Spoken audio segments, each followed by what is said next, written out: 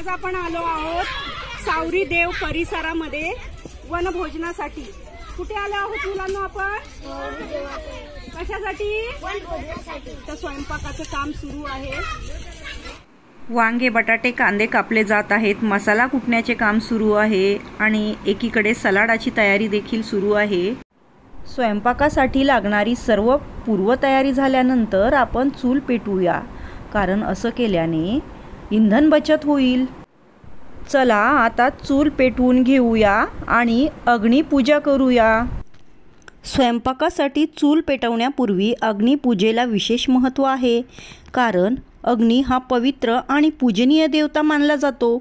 हिंदू संस्कृतीत अग्नीला ऊर्जा, शुद्धता आणि समृद्धीचे प्रतीक मानले जाते।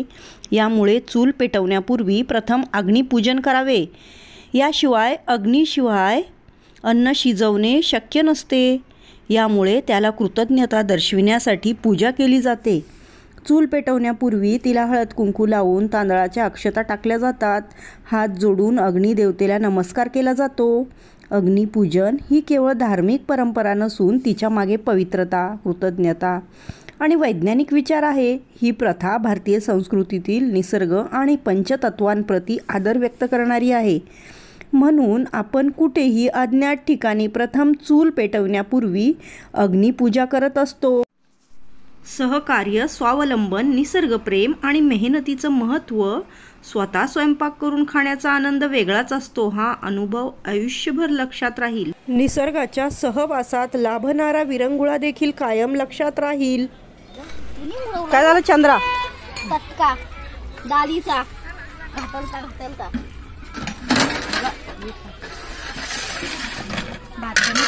जेवणाच्या मेनूमध्ये वरण, भात, भाजी, पापड आणि स्वीट असा साधाच मेनू असला तरी एकत्रित जेवणामुळे त्याला आपोआपच लज्जत येईल।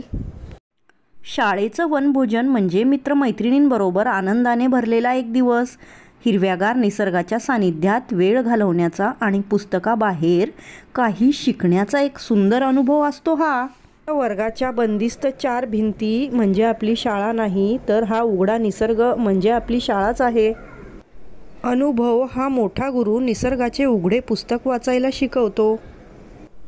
आपण वास्तविक जीवनातल्या अनुभवातून आणि निसर्ग निरीक्षणातून बरंच काही शिकत असतो। प्रत्येक वस्तू, प्राणी, माणसं आणि प्रसंग आपल्याला दररोज नवीन काहीतरी शिकवून जात असतात।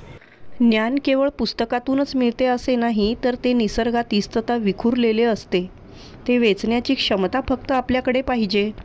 निसर्ग आपल्याला शिस्त, संतुलन आणि सहिष्णुता शिकवतो। जीवनातील छोट्या छोट्या गोष्टीतून आनंद शोधण्याची प्रेरणा आपल्याला निसर्गाकडूनच मिळते। सूर्य दररोज उगवतो आणि मावळतो, त्याच्याकडून आपण शिकू शकतो की प्रत्येक दिवस हा नवीन संधीसह येत असतो। फुलं कोणत्याही अटीवर फुलत नाहीत, त्यांचं फुलणं सहज असतं। कुणी पाहो अगर न पाहो, ती फुलत असतात आणि आपला सुगंध सहजपणे वाटत असतात। वाऱ्याचं वाहनं देखील असंच मुक्त आणि स्वच्छंद असतं। तो कधी हलकासा झोत घेऊन येतो, तर कधी कधी पावसाचा मारा देखील घेऊन येतो। पक्षी रोज चिवचिवाट करतात, रोजचं अन्न पाणी रोजच्या रोजच शोधतात, त्यांची काहीही तक्रार नसते।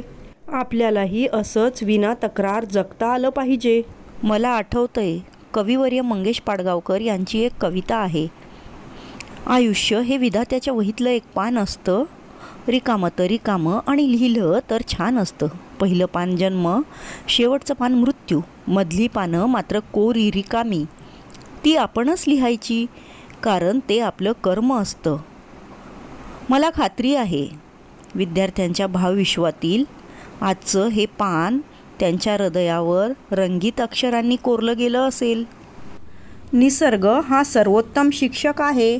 शांततेत राहायचं कसं, स्थैर्य टिकवायचं कसं आणि बदल स्वीकारायचे कसे, हे तो आपल्याला शिकवतो। निसर्ग आपल्याला अनेक गोष्टी शिकवतो, संयम, सातत्य, जुळवून घेण्याची क्षमता आणि फुलांचा सुवास, पक्ष्यांचे गाणे आणि सूर्योदयाचे सौंदर्य।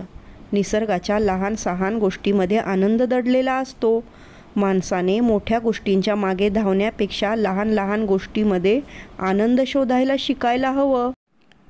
धन्यवाद।